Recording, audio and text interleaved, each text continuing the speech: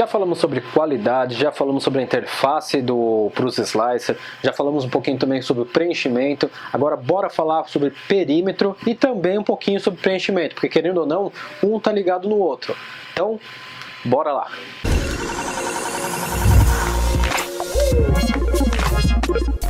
Começando mais um vídeo do canal Agora Fala Hightech, o seu canal de tecnologia. Tá querendo começar nessa área de impressão 3D, mas está em dúvida aí qual impressora comprar ou qual filamento utilizar? Faz o seguinte, entra no site da 3D Prime, coloca o nosso cupom AGORAFALAHT, que você vai ter um desconto especial aí na compra da sua impressora e dos seus filamentos. Então ó, já corre lá, aproveita o nosso cupom. Agora vamos fazer o seguinte, como eu falei para vocês, já falamos sobre a interface do usuário, sobre a qualidade, sobre preenchimento. Para quem ainda não viu, vou deixar o card aqui em cima para vocês assistirem os outros vídeos, vale a pena, hein?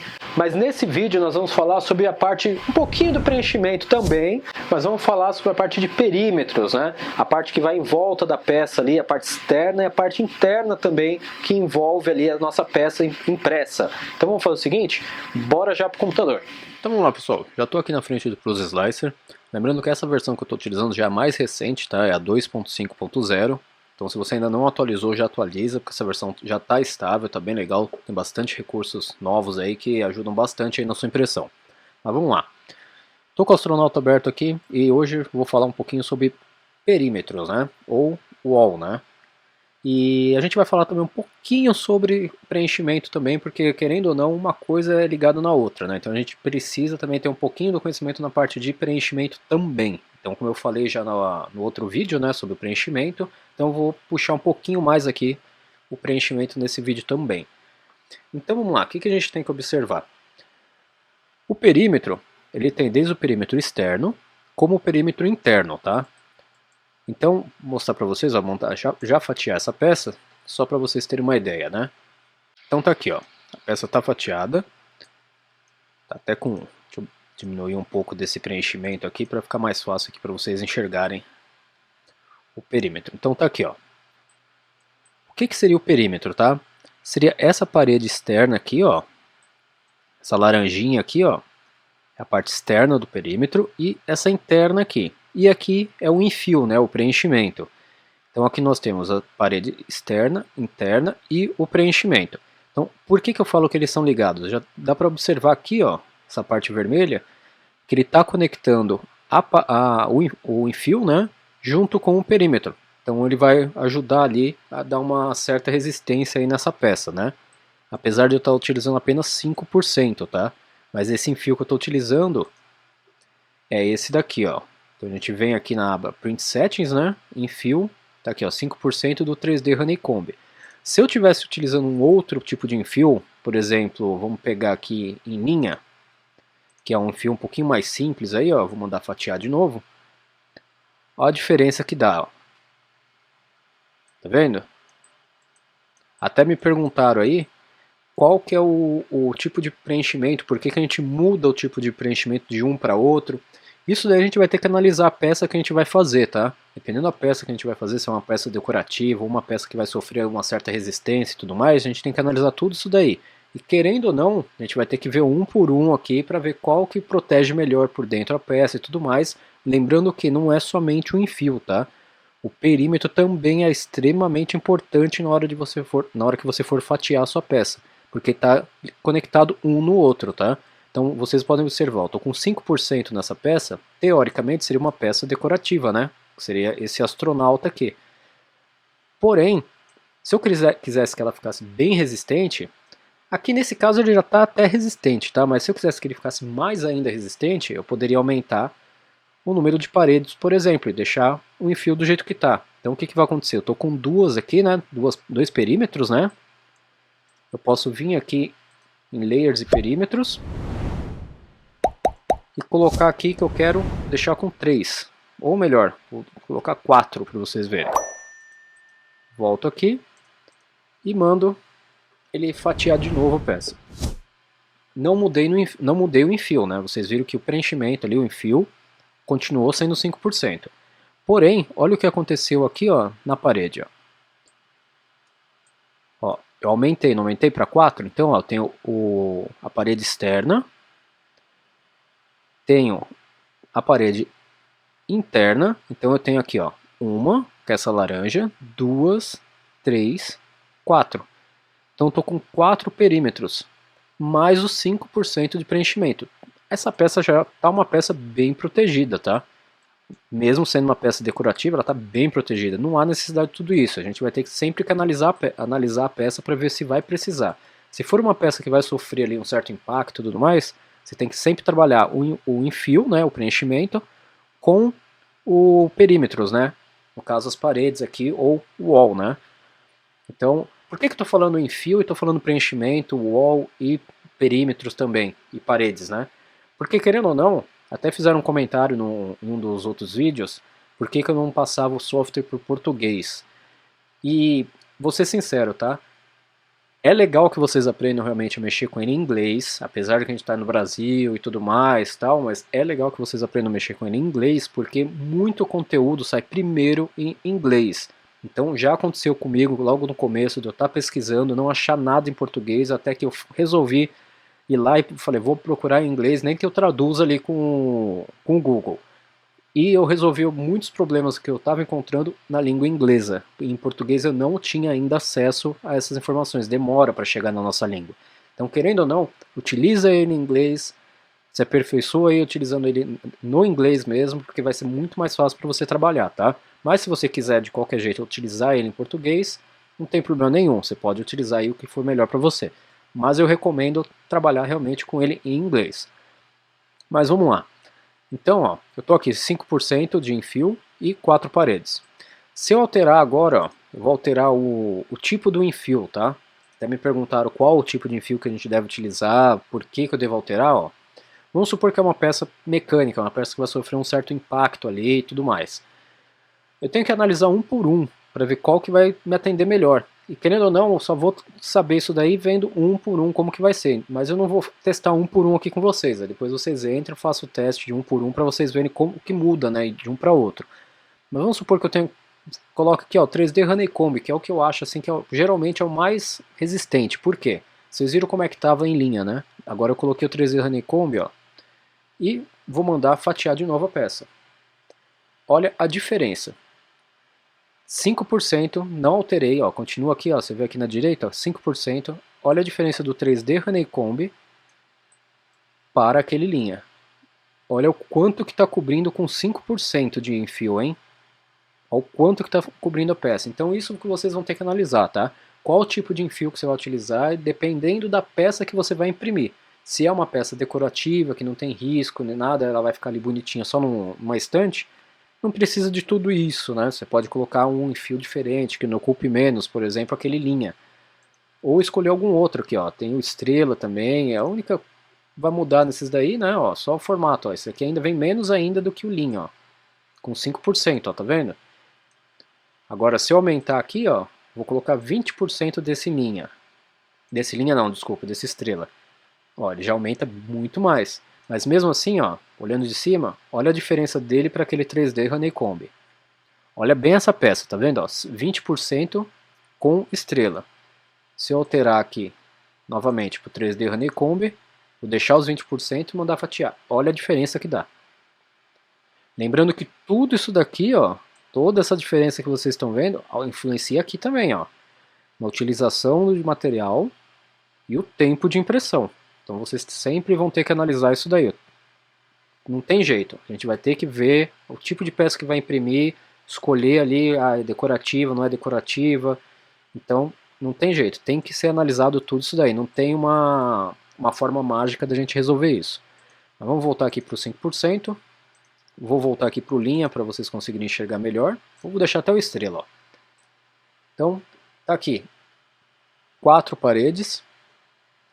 Vou voltar ali para a parte aqui de layers e perímetros. Então vamos lá, agora vamos falar melhor agora para vocês sobre paredes, tá? A gente já falou já sobre o enfio, né? Agora vamos falar sobre o shell, né? Sobre os perímetros aí, né?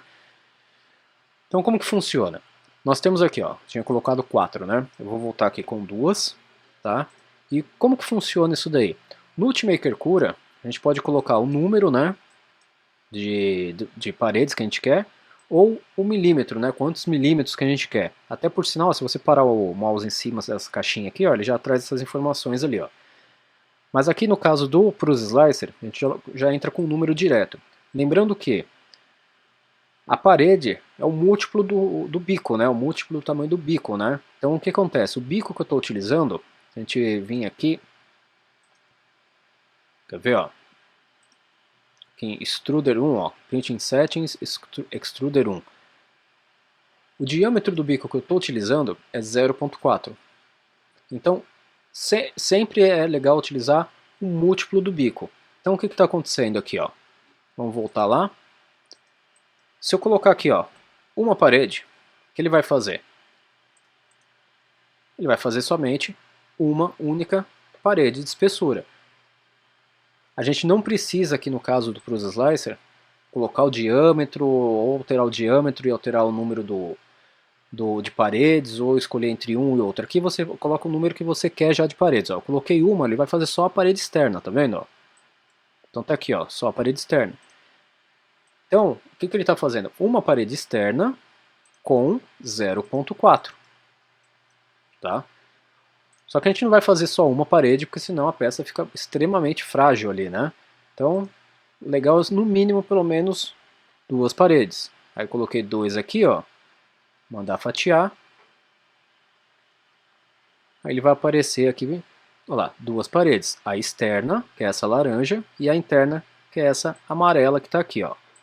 E aqui está o enfio vermelhinho, né? Então tá aqui, ó. Nesse ponto aqui, ó, ele vai estar até um pouco mais resistente, tá vendo? Porque ele vai ter o enfio encostando aqui, ó, junto com as paredes interna e externa. E o que a gente pode também configurar nessa parte aqui de perímetros, tá? Isso no Prus Slicer, tá? A gente tem aqui a parte de top e bottom layers, né? Então o que a gente vai configurar? O que seria exatamente esse top e bottom layers? Vou mostrar para vocês, tá? Só que eu vou tirar agora o astronauta, porque para mostrar o top e bottom layers ele é meio chatinho, porque ele tem a bota aqui, tem algumas curvas e tudo mais. Eu vou mostrar de uma outra forma mais fácil de vocês entenderem. Então, ó, apaguei ele, cliquei com o botão direito, vou adicionar uma caixinha aqui, aí fica mais fácil para vocês entenderem. Então, ó, vou mandar fatiar e vou baixar toda ela aqui, ó. Agora a gente vai poder ver melhor o que é o top e bottom layer. Aqui embaixo ó, nós temos o bottom layer. Então, ó, ele fez a primeira camada, né? Ele vai vir, ó, uma, duas e três. Na terceira aqui, ó, então, ó, fez a primeira camada, uma, duas, três e começa a fazer a parte de preenchimento, né? O enfio aqui, ó. Então, o que seria o bottom layer? Tá aqui, ó, uma, duas, três. Três camadas que ele vai fazer de bottom layer. Então tá aqui, ó. Ele vai fazer, ó, uma, duas e três. E começa a fazer o preenchimento. Isso é o bottom layer, tá? Então são três que estavam lá, vocês viram que tá aqui, né, ó. Bottom, três, né?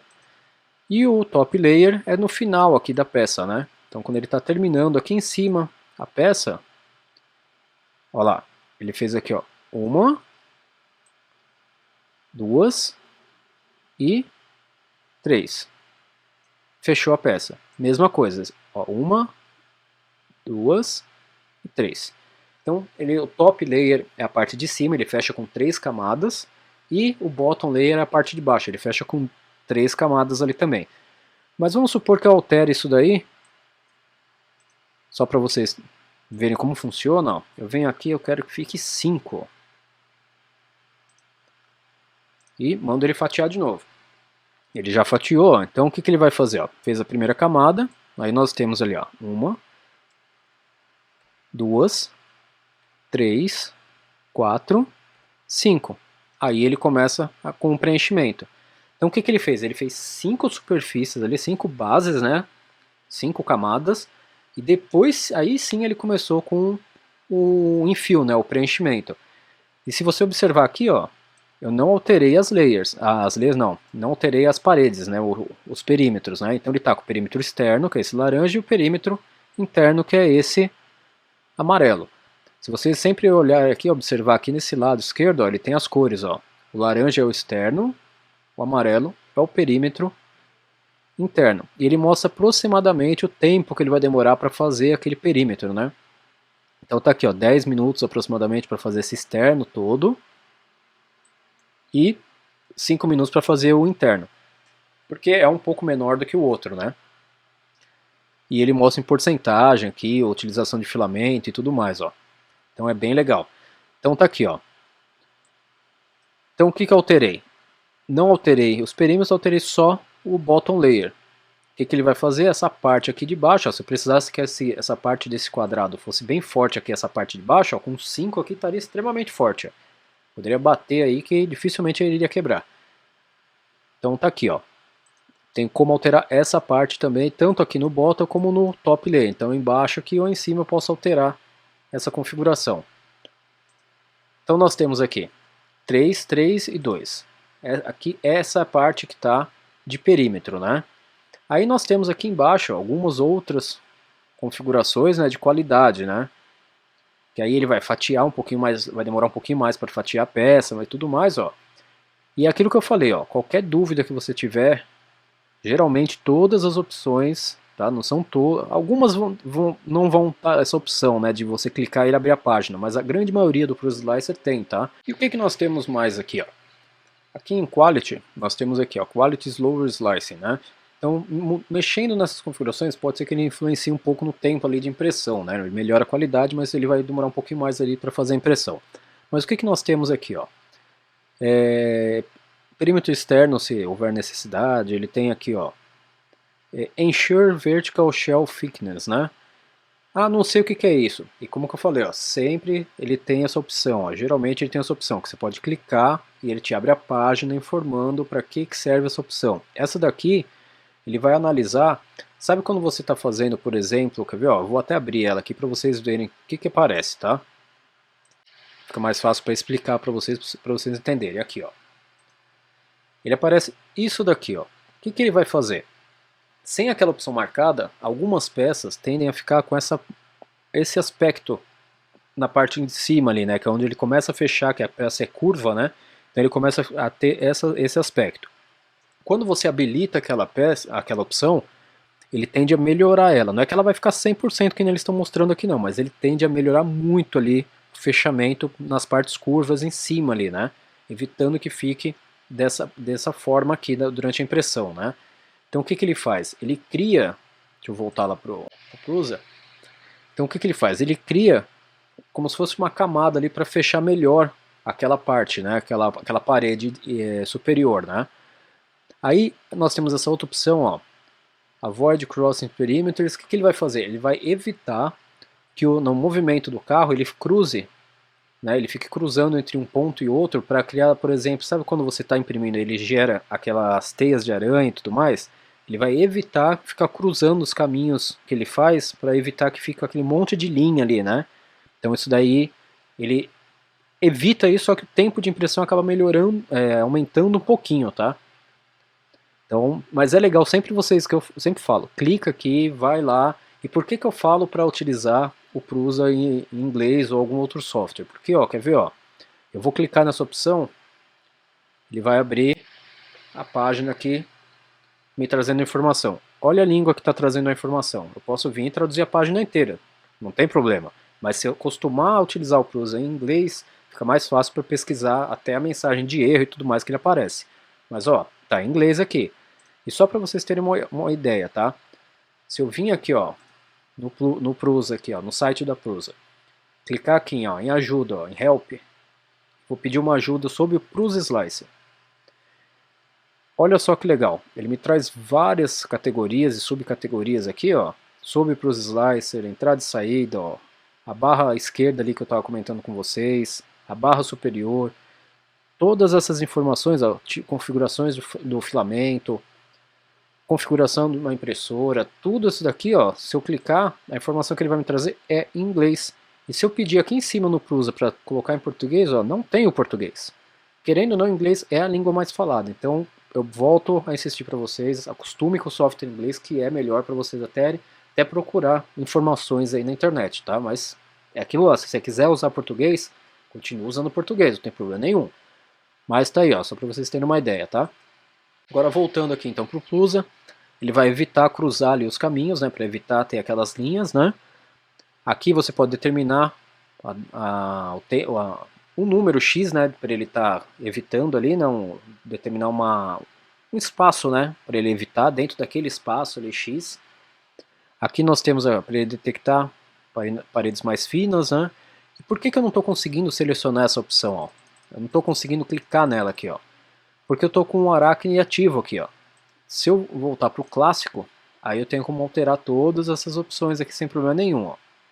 E se eu voltar para o Arachne, ele já desativa porque o Arachne já faz essa função. Eu já vou falar sobre ele e vou mostrar para vocês, tá? Ele vai detectar paredes finas, tá vendo? Aí aqui, ó, se eu quiser saber nesse daqui também, ó, eu clico nele, ele vai pedir para abrir a página, vai lá para a página, ele vai mostrar o que ele faz, né, ó. Perímetro, espiral, tal, não sei o que, ó, tem todas as informações aqui e tá aqui, ó. O que ele vai fazer aqui? Aí se eu quiser traduzir só isso daqui, é aquilo que eu falei, ó. Abre em inglês, clica aqui, ó, pede para traduzir só essa parte, ó. Costumava imprimir pontes com linhas extremamente grossas, isso torna a ponte muito confiável e permite que você faça pontes mais longas e tal, ó, que legal. Traz toda a informação e o desenho mostrando aqui o que faz aquela opção. Ele é bem intuitivo, bem prático de utilizar, tá? Mas continuando, ó, detectar perímetros de ponte e tudo mais, aqui embaixo, ó, parte avançada. Eu vou só passando por cima aqui, tá? Porque isso aqui é bem básico, só para vocês terem uma noção do que o Cruise Slice pode fazer, tá? Então, ó, Advanced aqui, ó, a parte de posicionamento da costura, eu tenho como configurar aqui. Perímetros externos, tudo isso daqui está dentro da parte de layers e perímetros, tá? Então tá aqui, ó, ainda estou aqui, ó, layers e perímetros. Então lá, perímetro externo, se eu parar o mouse em cima, ele traz a informação, ó lá. Então aqui, ó, o que ele vai fazer? Ele vai inverter a ordem que ele vai imprimir ali, os perímetros e tudo mais. Fill gaps ele vai procurar a parte ali onde que tem, quer ver, ó?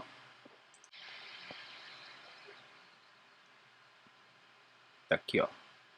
Fill gaps, ele vai procurar aonde tem um buraquinho ali no perímetro, né? Então lá, permite o preenchimento de lacunas entre perímetros individuais e entre os perímetros mais interno e o enchimento, né? Então ele vai procurar um buraquinho que tiver ali para ele preencher.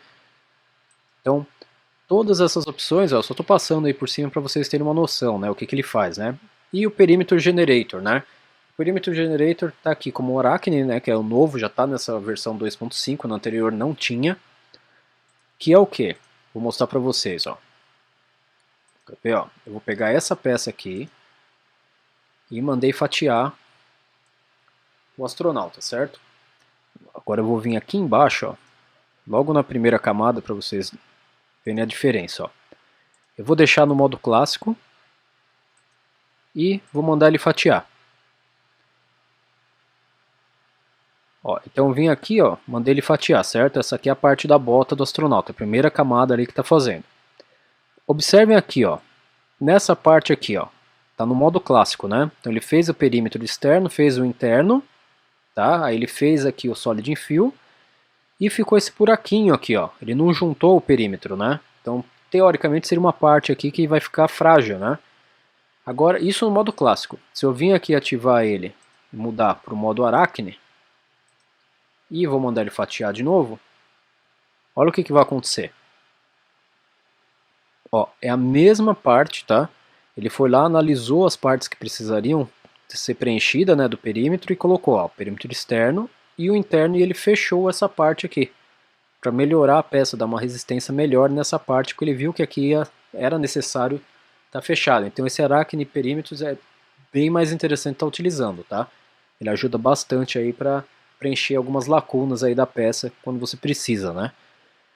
E eu falei modo vaso, ó. Se você quer fazer uma impressão em modo vaso, é dentro dessa tela aqui também, tá? Da parte de perímetros aqui. Ele tem aqui, ó, Spiral Vase. Se a gente habilitar aqui, ó, ele vai trazer essa informação falando que o modo vaso foi ativado, e para ele ativar o modo vaso, ele vai ter que fazer algumas alterações. Aí ele vai falar as alterações que ele vai fazer, ó. Ele vai colocar só um perímetro, ele não vai colocar o Top Solid Layer, ele vai deixar 0% de preenchimento, ó lá, de fill, não vai colocar suporte, ele vai desativar todas essas opções, ó. Tudo isso aqui ele vai estar alterando. Aí ele pergunta se eu tenho certeza se eu quero continuar. Eu vou colocar yes, só para vocês verem. E vou mandar fatiar aquele nosso astronauta de novo. Olha o que aconteceu com ele. Cadê a bota dele? Ó?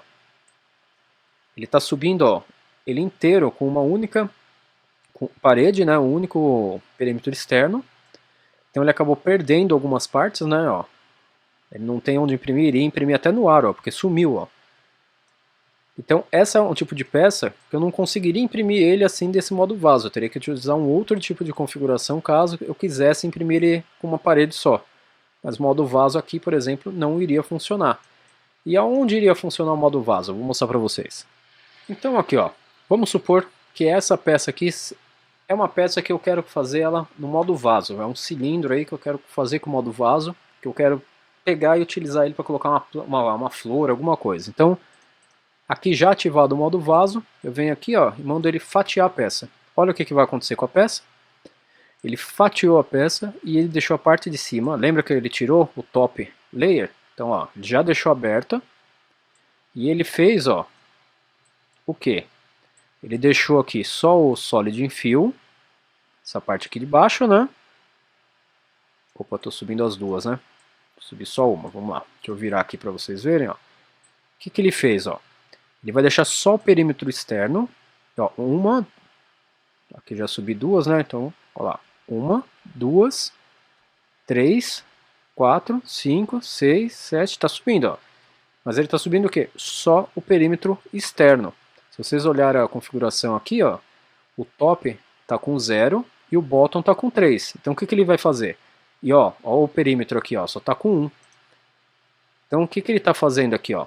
Tá fazendo, ó, 1, 2, 3. Aí ele começa a subir, ó, só a parte externa, só o perímetro externo, fazendo com que essa peça aqui vire um vaso.